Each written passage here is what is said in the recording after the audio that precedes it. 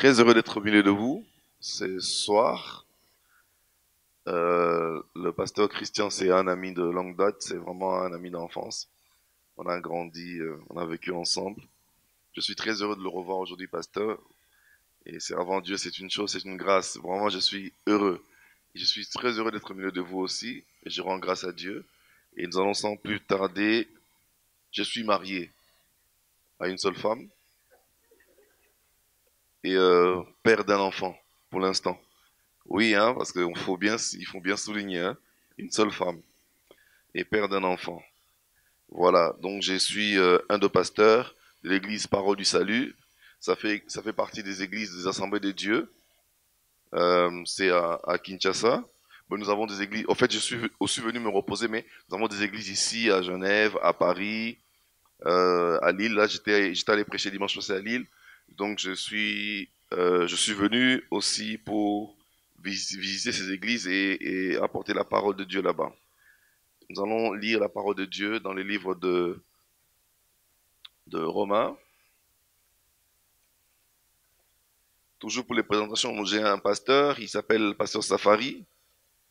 C'est un père pour moi et il sait que je suis ici avec vous. Romains 8.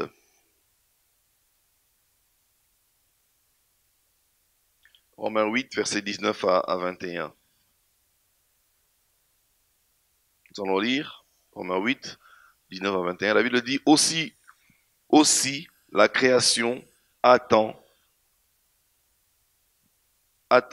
d'elle avec un ardent désir la révélation des fils, souligné de fils, fils de Dieu.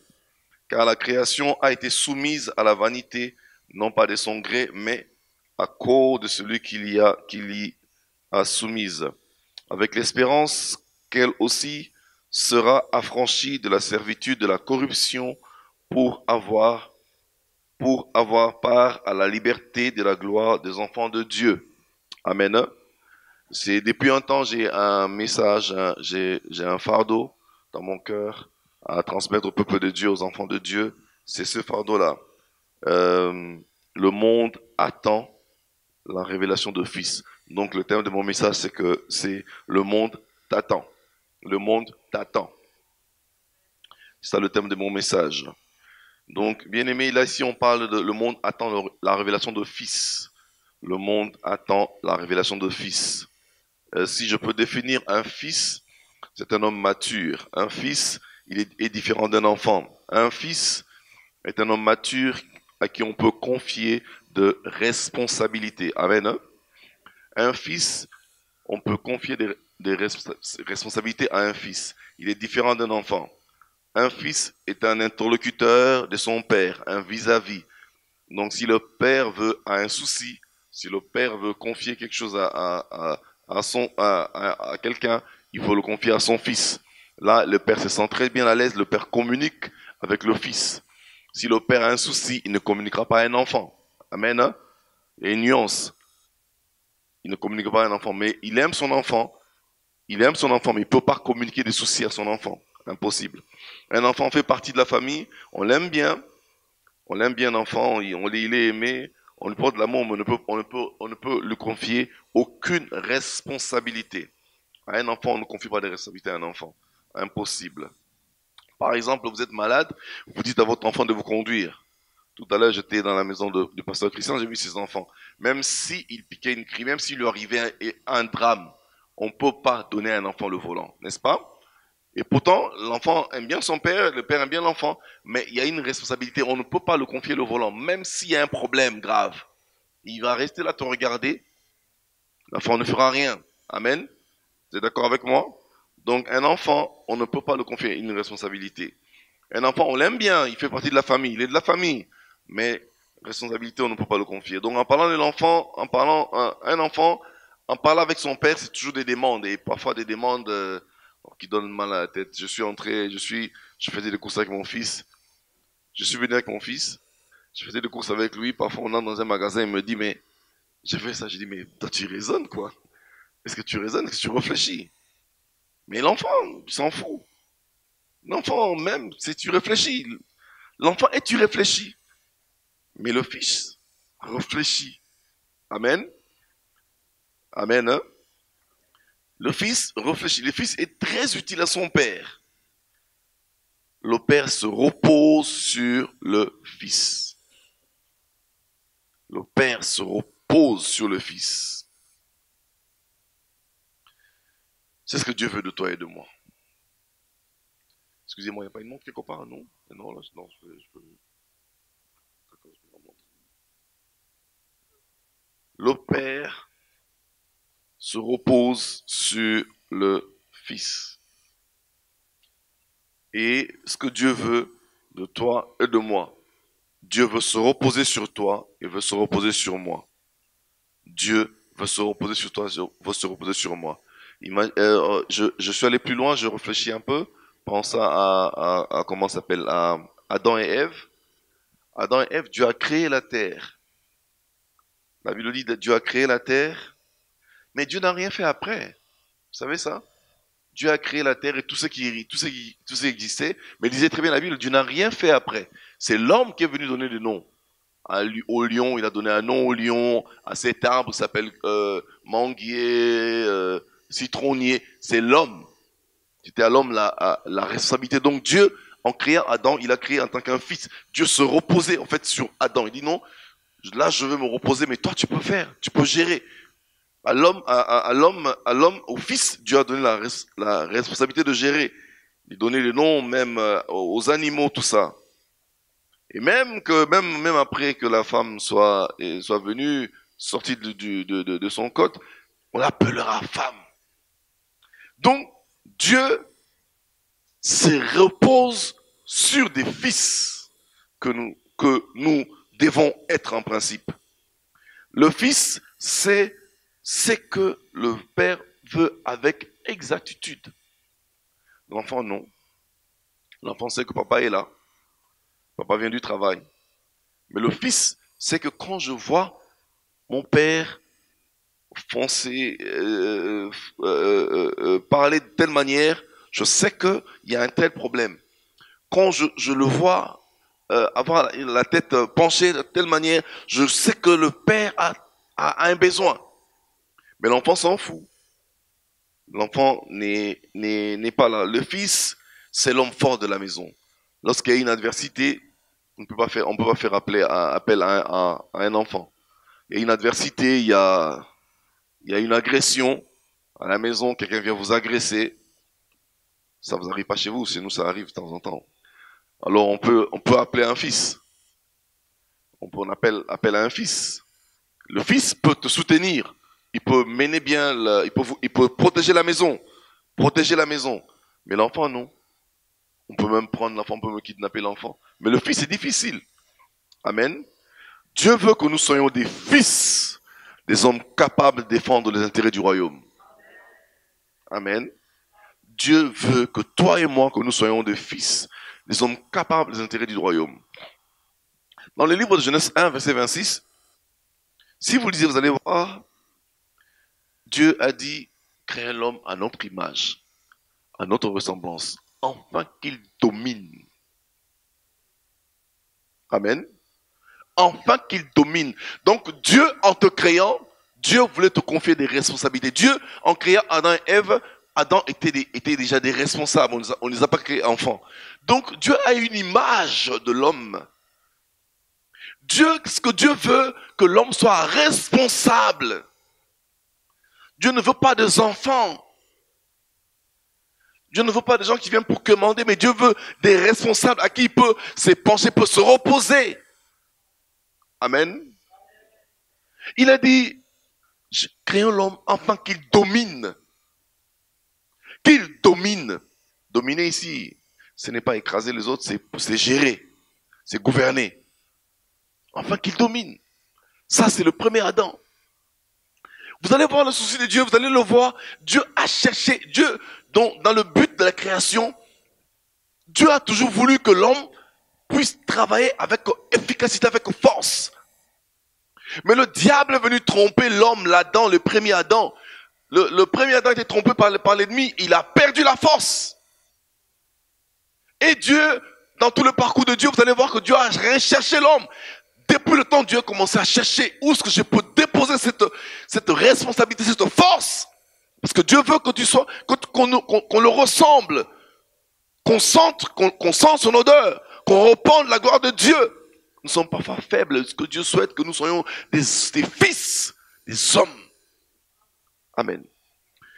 Dieu a recherché tellement cette responsabilité. Il voulait que l'homme redevienne responsable, comme à la création, comme ce qu'il avait donné à Adam et que le diable l'a volé. Le diable l'a volé. Parce que l'homme a cédé et le diable l'a trop pris.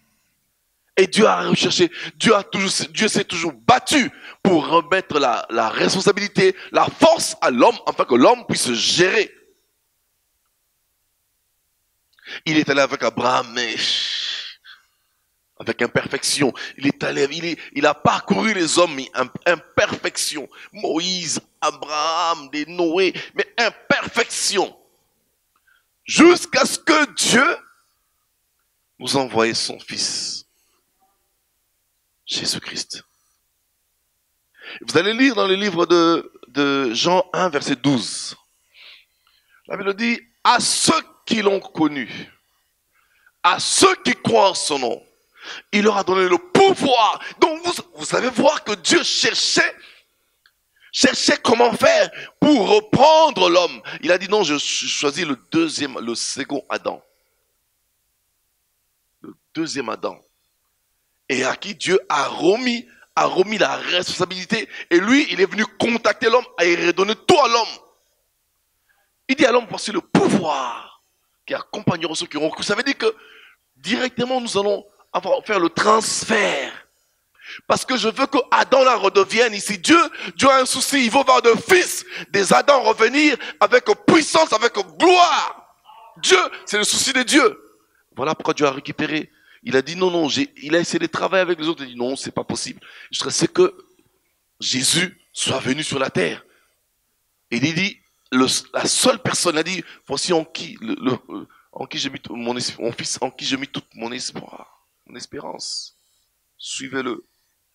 Parce qu'il savait que lorsque nous allons être en contact avec le Fils, nous redeviendrons puissants. Amen. C'est qu'il a perdu au jardin, au départ, à la jeunesse avec Adam. Dieu voulait récupérer avec Jésus-Christ. Voilà pourquoi il appelle Jésus-Christ le second Adam. Et Jésus-Christ, en acceptant le Christ, nous devenons directement comme lui. Il dit, dans le livre de Jean, ici 1, verset 12, il leur a donné le pouvoir. Le pouvoir. Bien aimé, j'essaie de réfléchir là-dedans. J'essaie de réfléchir là-dessus. Je me suis dit, mais juste quand nous recevons le Seigneur, nous avons un pouvoir. On ne le sent pas, on ne le voit pas, mais il y a un pouvoir. Ne t'ignore pas, mon frère, ma soeur. Si tu as réellement reçu le Christ, il y a un pouvoir. Voilà pourquoi j'aimerais d'abord commencer par le premier point que j'aimerais développer. Pour avoir toutes ces choses, pour être fils, nous devons passer par la première chose, ce qui est primaire. Accepter le Seigneur Jésus-Christ comme son Seigneur, son Sauveur. Commencer par accepter le Seigneur. Accepter le Seigneur comme son Seigneur, son Sauveur. Juste ça, faire le transfert. Accepter le Seigneur. Accepter le Seigneur comme son Seigneur, son Sauveur. La Bible dit dans 2 Corinthiens 5, verset 17. Il dit, si quelqu'un est en Christ, il est une nouvelle créature. Les choses anciennes sont passées. Et voici, toutes choses sont devenues nouvelles. Et en grec, on dit apostrophe, et donc changement de mentalité. Donc, changement de direction. Donc, quelqu'un qui partait, qui se retourne directement. Donc, il y a un ancien et un nouveau. On ne peut pas confondre. On regarde, on dit, mais tiens, ce monsieur-là était un gangster. Aujourd'hui, c'est devenu un monsieur. Cette dame-là était une dame qui avait la haine. Elle ne supportait, elle ne pardonnait pas. Aujourd'hui, elle pardonne. On sent la transformation. Il faut qu'il y ait un après Jésus. Il faut qu'il y ait un après Jésus. S'il n'y a pas un après Jésus, aujourd'hui dans les églises, malheureusement dans les églises aujourd'hui, il y a trop de religiosité. Dans nos églises, les gens viennent, nous sommes trop religieux. Aujourd'hui, j'en viens pour se consoler parce que non, on doit prier. Depuis mon enfance, mes parents m'amenaient à l'église, ou bien un ami m'a invité, ben, je vais faire plaisir, je vais venir. Mais bien aimé, c'est bien. Mais arrêtez-vous un moment. Réfléchissez. Pensez à votre vie. Est-ce qu'avez-vous déjà reçu le Seigneur Jésus-Christ dans votre vie comme votre Seigneur, votre Sauveur? Avez-vous fait cette alliance avec Jésus? Si vous ne l'avez pas fait, il faut le faire, c'est très important. Le recevoir dans son cœur comme son Seigneur, son Sauveur. Et lorsque vous l'avez reçu, il y a un après. Il y a un avant et un après. C'est ce que la Bible nous dit. De nouvelles créatures, une nouvelle créature. Ça veut dire qu'une personne qui avait la haine, il n'y a plus de haine. Un homme colérique qui vit dans la colère, c'est fini cette histoire-là. C'est devenu un enfant de Dieu. Un enfant de Dieu, c'est une personne transformée, changée, totalement changée, transformée. Amen. Hein? Un enfant de Dieu, c'est une personne totalement transformée. C'est très important de penser à ça. Parce qu'en fait, notre but ici sur terre, nous sommes de pèlerins. Nous devenons enfants de Dieu pour un jour hériter le royaume de Dieu. Ça, nous avons oublié. Ça, le monde a oublié. Parce qu'il y a tellement de peine, tellement de complications dans le monde, tellement de pression dans le monde. Les gens aiment bien, ils veulent se consoler, ils veulent être tranquilles, ils veulent être en paix. C'est bien, ils cherchent autre chose. En fait, ils cherchent autre chose. Mais ce que Dieu veut, que nous puissions nous mener mener la vie sur terre en pensant que nous allons hériter le royaume de Dieu. N'oublions jamais ça. Si vous oubliez la vision du royaume, on passe à côté. Le monde ici, il y aura toujours changement climatique. Il y a des choses horribles dans le monde que nous ne pouvons pas supporter. Mais si nous recevons le Seigneur, si nous pensons à l'éternité, nous serons tranquilles et en paix. Dans le monde, nous aurons des maladies, des choses horribles.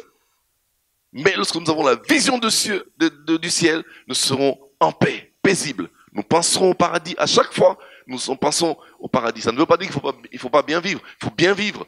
Dieu nous a donné la vie pour que nous puissions bien vivre, correctement bien vivre la vie que Dieu nous a donnée. Amen. Hein? Bien aimé, le deuxième point que je veux partager avec vous, c'est d'abord, le deuxième point, pour devenir fils, pour refléter le fils, il y a une chose encore que j'ai constatée dans la Bible.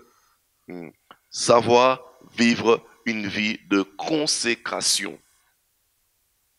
Une vie de consécration. C'est très important, une vie de consécration. Hébreux 12, verset 14 nous dit: recherchez la paix avec tous et la sanctification sans laquelle nul ne verra le Seigneur. Nous voulons tous voir Dieu un jour. Tout le monde désire voir Dieu. Personne ne veut aller en enfer. Et quand vous parlez de l'enfer, c'est... Personne ne veut aller en enfer. Mais tristement, bizarrement, il y a des gens qui vont aller en enfer. Mais Dieu ne veut pas. Dieu n'a pas créé l'enfer pour l'homme. Lisez dans Matthieu 25. Dieu a créé l'enfer pour le diable et ses acolytes. Mais l'homme ira en enfer parce que l'homme veut ressembler au diable. L'homme se laisse influencer par le diable. Tous, nous devons nous battre, tous, toi et moi. Nous devons nous battre pour ne pas ressembler au diable. Nous devons vivre dans la consécration. Chaque fois, bien aimé, demander à ce que Dieu nous fortifie. C'est vrai, nous avons de peine, nous avons parfois de difficultés dans la vie chrétienne. Bien aimé, demandons la force à Dieu. Nous sommes des fils. Le monde attend de nous des signes. Nous devons refléter la gloire de Dieu partout. Et si toi, enfant de Dieu, fils de Dieu, tu ne reflètes pas la gloire de Dieu, où est-ce que le monde trouvera des exemples? Le monde trouvera la consolation. Le monde s'appuie où? Je vous dis aujourd'hui, bien aimé, si le monde persiste jusqu'à aujourd'hui, parce que des fils sont là. Disait la Bible. La Bible dit, lorsque nous serons partis, il y aura des calamités. Le monde, c'est comme si la saveur, on dit, hein, le sel a perdu sa saveur, c'est ça. Le sel n'a plus de goût. C'est ça. Bien aimé, si le monde vit encore aujourd'hui, c'est parce qu'il y a la présence des enfants de Dieu. Dans chaque enfant de Dieu, il y a le Saint-Esprit qui fait vivre la terre. Même si parfois ils nous ignorent, le grand Boana, les hommes de ce monde nous ignorent, mais ils ne savent pas qu'ils vivent grâce à nous. On passe parfois inaperçu, mais ils vivent grâce à nous. Voilà pourquoi il faut bien vivre, bien aimé, bien vivre la vie chrétienne, bien vivre ta vie chrétienne.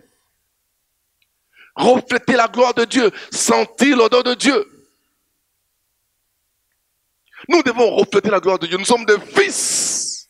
Partout nous sommes, dans nos travails, dans nos maisons, partout nous sommes, dans nos chambres, dans nos salles de bain, partout nous sommes de fils. Nous devons nous comporter en fils de Dieu. Battons-nous, bien-aimés, pour refléter la gloire de Dieu. La Bible dit, recherchez la paix, sans laquelle nul ne verra le Seigneur. Soyons des hommes de paix. Les hommes de paix. Il y a tellement de conflits dans nos familles. Je ne parle pas de telle personne m'a fait de la peine. Je ne le supporte pas. Bien-aimés, la Bible dit, nous sommes des hommes de paix. Recherchons la paix, sans laquelle nul ne verra le Seigneur. Aussi, cela dépend de vous. Soyez en paix avec tous, envers tous. En paix.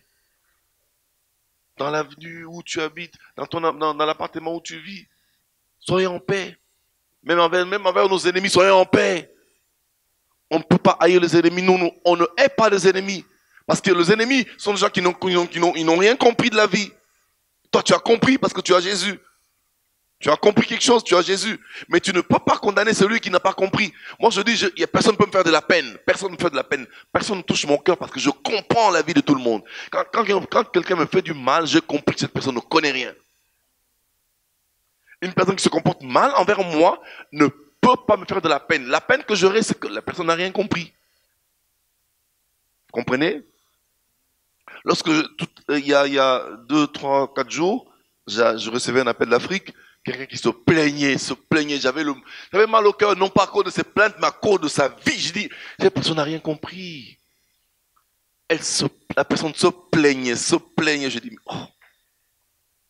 Qui t'a dit que nous aurons une vie totalement tranquille? Il faut comprendre que la vie, c'est un combat. Il faut comprendre que nous avons Jésus-Christ. Parce qu'il y a des problèmes, la Bible dit, ne vous inquiétez de rien. Matthieu 6, verset 27. Qui de vous, par ses inquiétudes, peut-il ajouter une coudée à la durée de sa vie? Qui? Ne t'inquiète pas. Amène tout ça au pied de la croix. Tu as des problèmes, une maladie, amène au pied de la croix une difficulté, un problème d'emploi. Amène au pied de la croix. Jésus est le maître de la terre. Et toi, tu es un fils. Tu es un fils. Tu es un fils. Et Dieu veut, parfois le cœur de Dieu saigne parce que Dieu veut se reposer sur toi, mais il sent que je ne peux pas me reposer sur cette personne. La personne est tellement faible. Trop de plaintes. La gloire, c'est là-bas. Ici, nous avons une vie éphémère, une vie de difficultés, nous aurons des maladies, nous aurons tout ça, mais nous sommes plus que vainqueurs parce que Jésus-Christ est là. Tu dois savoir que tu es plus que vainqueur. Fils, tu dois savoir que tu es plus que vainqueur. Comporte-toi en fils. Tu ne peux pas être un homme de conflit. J'avais un gars à l'église. Il travaillait une société de la place, une société de communication. C'est un directeur, un grand directeur. Je parlais avec un de ses employés. J'ai dit, mais celui-là, c'est un fils. C'est un frère de l'église. Il dit, tiens, lui, il est un frère de l'église. Ben, là, je commence à avoir peur. J'ai dit, mais oui. Il dit, lui? Non, c'est pas un frère de l'église. Bon, j'ai dit, mais pourquoi vous dites ça? Parce que il ne reflète pas la gloire de Dieu. C'est un méchant au travail. Il ne donne aucun avantage. Un méchant, un gars dur. On le voit à peine son sourire. Il sourit à personne, un gars dur. C'est pas comme ça, nous sommes appelés. On n'a pas été appelés pour être des hommes durs. On a été appelés des hommes cléments pour refléter la gloire de Dieu. Nous devons attirer le monde. Attends, le monde soupire. Le monde veut te voir. Veut voir Christ au travers de toi. Fils, fille de Dieu. Pourquoi être méchant? Pourquoi être dur avec les hommes? Pourquoi être compliqué? Pourquoi? Et pourtant tu as Christ. Christ en nous, c'est bien aimé. Nous devons refléter. Les gens doivent se cramponner en nous.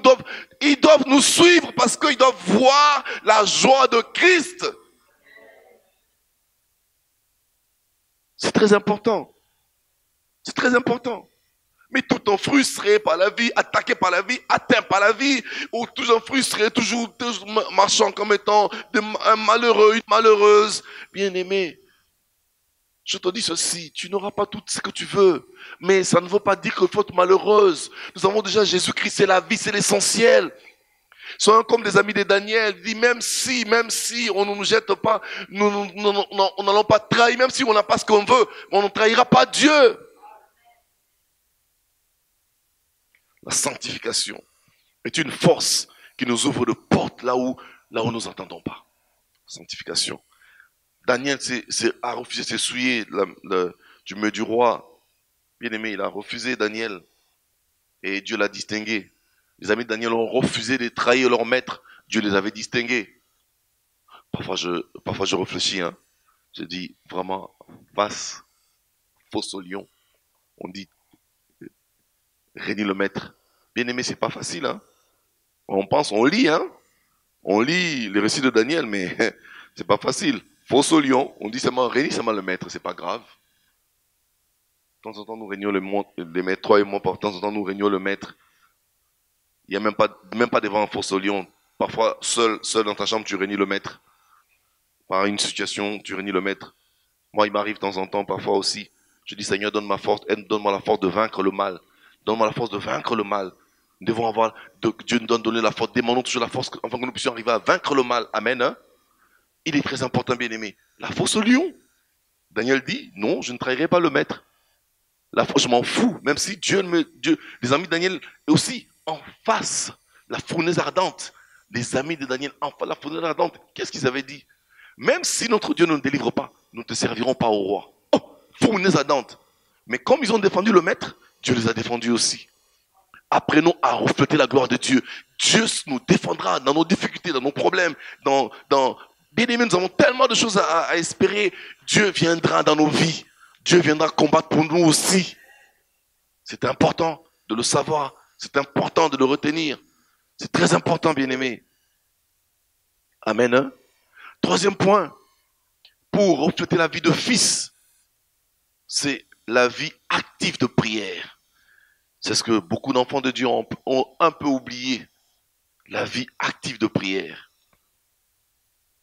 L'activité de prière qualifie notre vie en tant que fils. L'activité de prière. Un fils ne néglige jamais la prière parce qu'il sait que c'est là où il reçoit les instructions pour son lendemain du royaume. La vie de prière, c'est très important. La vie active de prière a rendu victorieuse plusieurs personnes de la Bible. Aujourd'hui, les chrétiens ont oublié la prière. Mais c'est la prière qui nous donne la force. La prière te donne la force pour vaincre. La prière te donne la force pour vaincre le mal, pour vaincre bien aimé dans cette vie ici. Nous avons besoin de la prière, la force de la prière. La prière est une force qui nous ouvre des portes là où même des clés, même là où même les clés sont perdues, c'est verrouillé. La prière ouvre des portes. Là où c'est verrouillé. La prière nous fait triompher. Un enfant de Dieu, c'est les genoux. C'est les genoux. La prière nous fait triompher. Bien-aimé, la prière nous fait triompher. Jésus-Christ lui-même est un exemple de la prière. J'aime beaucoup Jésus. Il nous a montré comment faire. Il nous a montré ce que nous devons faire dans la vie. C'était un maître, un bon maître. Il a commencé son ministère par la prière. 40 jours, 40 nuits dans la prière. C'est très important, bien-aimé. Jésus-Christ a vaincu par la prière. Même devant le diable, recevant des tentations dures, difficiles, il a jeûné la prière, il a vaincu par la prière. Jésus-Christ est un bon maître, un maître merveilleux. Il nous a montré, c'est ça la vie de Jésus, c'est ça la vie que nous devons avoir, que les chrétiens devaient avoir. La vie de Jésus. Une simple vie. Une vie pas compliquée du tout. Il aimait beaucoup la prière. Il aimait beaucoup la prière. C'est la prière qui le rendait fort. Fort. Il avait la force parce qu'il s'approchait de Dieu. Il avait la force pour vaincre. Même, bien aimé, avant de commencer son ministère, il a commencé par la prière. Avant de terminer son ministère, avant la croix, c'était très dur pour lui. Il devait passer par Gethsemane. Gethsemane, c'est l'endroit où il a prié, Bien aimé, souvenez-vous de Pierre. On lui dit de prier, il n'a pas prié. Pierre était devenu assassin après. Il n'a pas prié. Jésus voyait comment est-ce que Pierre allait être tenté. Il dit, Pierre, prends même 1 heure avec moi à Gethsemane. Tu vas vaincre ce qui t'arrive. Bien aimé, les tentations, nous les vaincons lorsque nous prions. Beaucoup de tentations, nous les vaincons, nous allons les vaincre lorsque nous prions. Il y a des choses horribles, des choses que l'enfer nous prépare.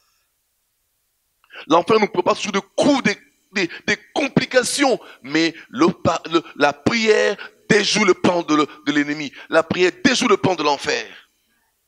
Le monde de ténèbres est un monde réel. Et la prière est une vie active réelle. La prière change leurs données. J'ai toujours dit la prière change le programme du diable. Bien aimé, moi je suis une de personnes à qui vous venez voir, vous avez une révélation de la part de Dieu. Venez me partager. Oh pasteur, je vous ai vu, on vous a coupé la tête. Je vous ai vu, vous avez fait un accident. J'ai dit, bon, oui, oui, merci beaucoup. Je ne refuse pas, comme la Bible dit, on ne méprisait pas les prophéties. Vous pouvez me voir, n'ayez pas peur. Vous pouvez voir un drame devant moi, n'ayez pas peur. Venez me dire. Moi, ce que j'ai compris, ce que Dieu m'a fait comprendre, lorsqu'il y a un drame, ça vient du diable. Parce que Dieu, pour moi, a toujours des projets de bonheur. Et je ne néglige pas. Lorsque tu viens m'apporter ces plans dramatiques du diable, je ne néglige pas. Je prends, je dis, je vais annuler ces plans par la prière. Je dis, ça ne marchera pas avec moi. Parce que moi, j'ai un plan que j'ai brandi. J'ai un plan de bonheur et non de malheur. Le Seigneur a des projets de bonheur et non de malheur pour moi. Alors je dis que ce plan ne marchera pas. Je vais marcher sur ce plan. Je vais déchirer ces programmes devenant dans l'enfer, anéantir ces programmes au nom de Jésus. Jésus est mon maître. Je n'ai pas peur. La crainte, c'est pas pour les fils. Il dit nous sommes de fils. Nous ne pouvons pas avoir la peur. La crainte, c'est pour des hommes inutiles. C'est pour des hommes qui ne comprennent rien, qui n'ont pas la clé du lendemain. Nous avons la clé du lendemain par Jésus-Christ. Amen. Hein? Il est très important, bien aimé, de comprendre cette réalité. Nous allons voir quelques personnages, enfin une seule personne, parce qu'on n'a pas de temps, c'est Esther. Ces personnages, dans Esther 4, 10 à 11, 16, et Esther 5, 1 à 3. Nous allons lire ça. Excusez-moi. Nous allons lire ça. Et Esther a utilisé la prière pour vaincre un problème. Esther 4, 10 à 11, la Bible dit, Esther chargea Attaque d'aller dire à Mardoché, tous les serviteurs du roi et le peuple de province du roi savent qu'il existe une loi portant peine de mort contre quiconque, homme ou femme, entre chez le roi dans la cour intérieure sans avoir été appelé. Celui-là seul a la vie sauve à qui le roi tend le spectre d'or. Et moi, je n'ai point été appelé auprès du roi depuis 30 jours. Amen. Et 16 nous dit, va, rassemble tous les Juifs qui se trouvent à Suse et jeûnez pour moi sans manger ni boire pendant 3 jours, ni la nuit, ni les jours. Moi aussi, je jeûnerai, de même avec mes servantes, j'entrerai chez le roi souligné malgré la loi. Si je dois périr, je périrai. Et Esther 5, 1 à 3, la Bible dit, le 3e jour, Esther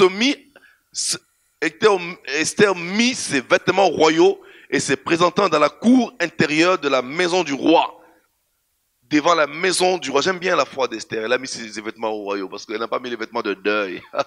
Parce que c'était difficile pour elle. Elle peut bien mettre des vêtements de deuil, mais elle a proclamé la foi. Je vais mettre les vêtements royaux parce que je vais entrer dans la cour du roi. Je serai reçu en tant que reine, non pas en tant que morte. Le roi était assis sur son trône royal dans la maison royale en face de l'entrée de la maison. Lorsque le roi vit la reine Esther debout dans la cour, elle trouvera grâce à ses yeux. Bien-aimé, le jeûne et la prière te fera, ou t'ouvrira de portes, fera que tu trouves grâce aux yeux de grands, aux yeux de bien-aimé. Le jeûne et la prière va briser certaines lois établies. Dans ton travail, on dit ceci. Je termine d'abord la lecture avant de commenter. Esther s'approcha et toucha le bout du spectre. Le roi lui dit, qu'as-tu, reine Esther? Et que demandes-tu? Quand ce serait la moitié du royaume, elle te sera donnée. Quel bonus! Je ne suis pas venu demander la moitié du royaume. Je suis venu juste demander, il y a une requête. Il y a un problème. Il y a un drame qui se prépare contre ma vie. Bien aimé, lorsque les choses se préparent contre votre vie, ce n'est que par la prière que vous pouvez annuler ces choses. Esther a jeûné, a prié, on a vu les choses être annulées. On peut programmer des choses contre toi dans ton travail, ta santé, ta vie. Le diable, c'est un méchant, mais la prière vient annuler toutes ces choses. La prière annule. Apprenons à prier parce que nous sommes de fils. Dieu peut se reposer sur nous. Il y a des choses que Dieu ne fera plus pour nous. Vous savez ça? Il y a des choses que Dieu ne fera plus pour nous. Parce qu'il sait que non, là, c'est comme vous connaissez Kenneth Hagin? Bon, oui. Kenneth Hagin et priait un moment, il parlait, non, c'était en vision, il parlait avec le Jésus, avec le Seigneur Jésus, il parlait, il conversait avec le Jésus. Directement, subitement, il a vu le diable venir s'intercaler. Jésus parlait, mais Kenneth Hagin n'entendait plus la parole que Jésus lui disait. Il n'entendait plus la parole. Il dit, mais Seigneur, mais le diable nous empêche, tu continues à parler, mais le diable est là entre nous. Il disait, Seigneur, continue à parler. Le Seigneur continue à parler. Je sais qu'elle dit, mais Seigneur, tu ne vois pas le diable. Le Seigneur continue à parler. Je sais qu'elle dit, mais toi, Satan, quitte là. Le diable a laissé la place. Et là, le Seigneur dit, voilà ce que j'attendais de toi. Parce que la Bible dit, je vous ai donné le pouvoir. Je vous ai donné le pouvoir. Il y a des choses que je ne ferai plus jamais pour vous. Je vous ai donné le pouvoir. Même la guérison des malades, le Seigneur ne vient plus guérir les malades. C'est les hommes qui guérissent les malades. Il dit, vous imposez les mains sur les malades, ils seront guéris. Les hommes guérissent les malades. Je vous ai donné le pouvoir. Utilisez ce pouvoir en tant que fils. S'il vous plaît, utilisez ce pouvoir. Voilà pourquoi vous devez vivre dans la consécration, dans la vie de prière. Bien-aimé, Esther a brisé cette loi qui devait les amener à un drame. Esther a brisé cette loi qui devait l'amener à un problème. C'est très important. Les sœurs de la prière, ou l'activité de la prière, bien-aimé, va briser même des lois établies partout dans ton travail, dans ta vie. Ça vient briser. Dans ta famille, il y a des choses, oh non, il y a à tel niveau, on n'arrive jamais à atteindre à tel niveau. C'est comme, vous savez, vous connaissez une famille aux États-Unis où les hommes meurent toujours quand ils attrapent la gloire, ils meurent. Vous connaissez la famille? Voilà. Voilà, il y a tellement de lois établies, mais s'il y avait un homme qui se levait dans cette famille, par exemple, il allait annuler ses programmes compliqués. C'est un programme de l'enfer. Ça ne vient pas de Dieu. Comment est-ce que vous, quand vous arrivez au sommet, vous devez mourir? Vous devez mourir. Pourquoi vous arrivez au sommet? Pourquoi vous ne pouvez pas jouir de ce que vous avez reçu? Il y a des choses comme ça, bien aimés. Il y a des pièges que le diable nous tend pour que nous ne puissions pas jouir de la vie que Dieu nous a donnée. Mais je dis que niet, nous, en tant que fils de Dieu, nous allons annuler ces programmes de l'enfer. Voilà pourquoi nous devons aimer la prière. Apprenons à prier. Seigneur, donne-moi la force de vaincre. Donne-moi la force, aide-moi. Il y a des problèmes qui t'arrivent. Apprends à prier, à annuler ces programmes. Et Dieu écoute les prières des enfants. Surtout des fils.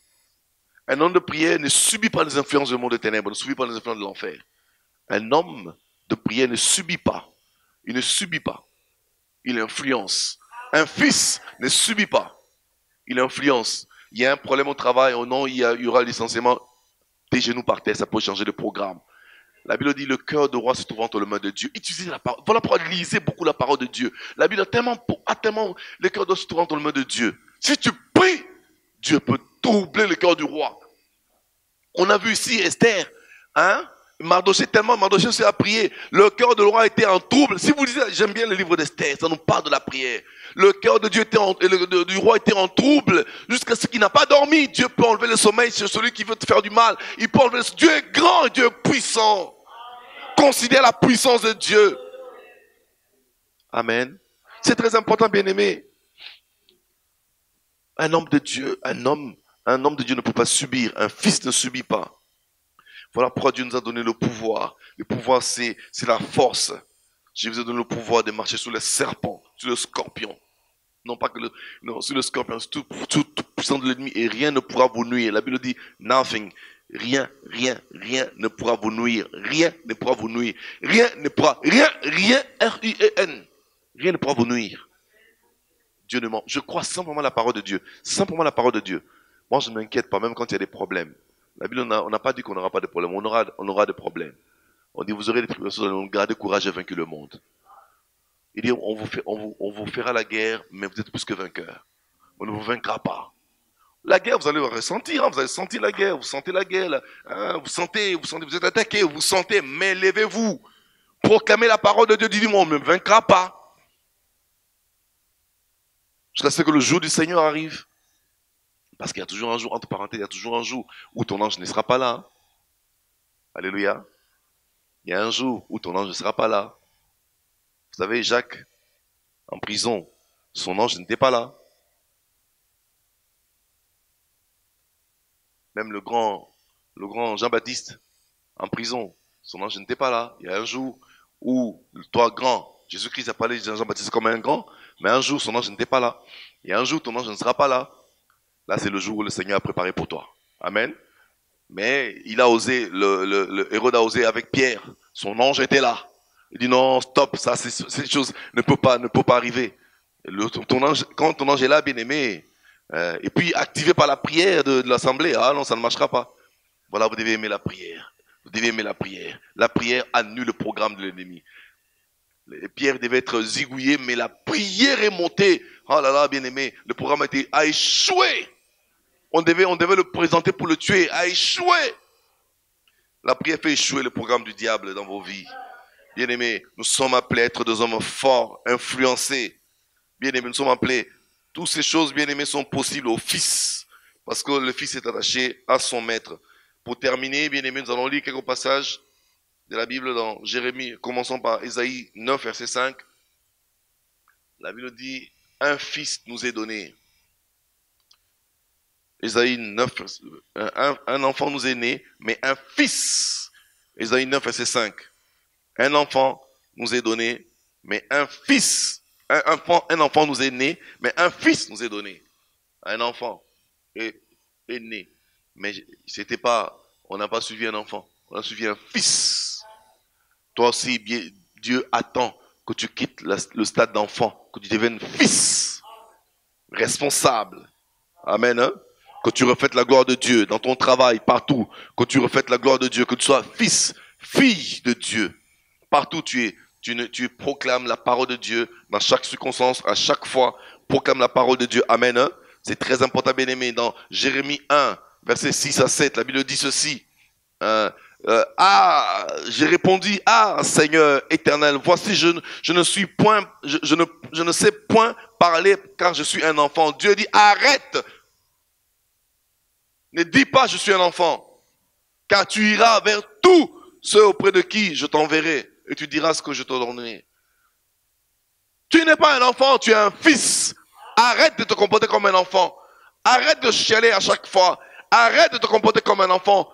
Prends la responsabilité, tu as tout. La prière, la consécration, la lecture de la parole de Dieu qui te rendra fort ou forte. Galates, pour terminer, pour clôturer, Galates 4, verset 1 à 7.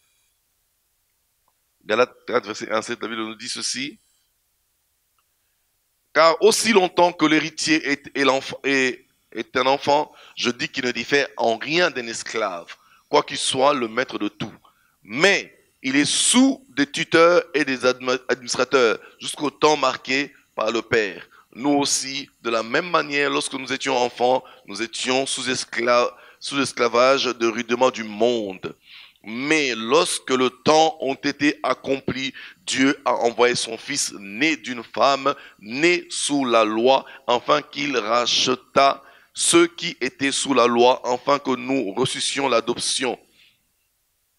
Et parce que vous êtes fils, Dieu a envoyé dans vos cœurs l'esprit de son fils, lequel crie Abba, Père. Ainsi tu n'es pas plus esclave, mais fils. Et si tu es fils, tu es aussi héritier par la grâce de Dieu. Bien-aimé, le simple message que si tu peux tout oublier, rappelle-toi que tu es fils. Tu dois te comprendre en tant que fils. Pour ça, tu dois d'abord recevoir Jésus-Christ dans ton cœur.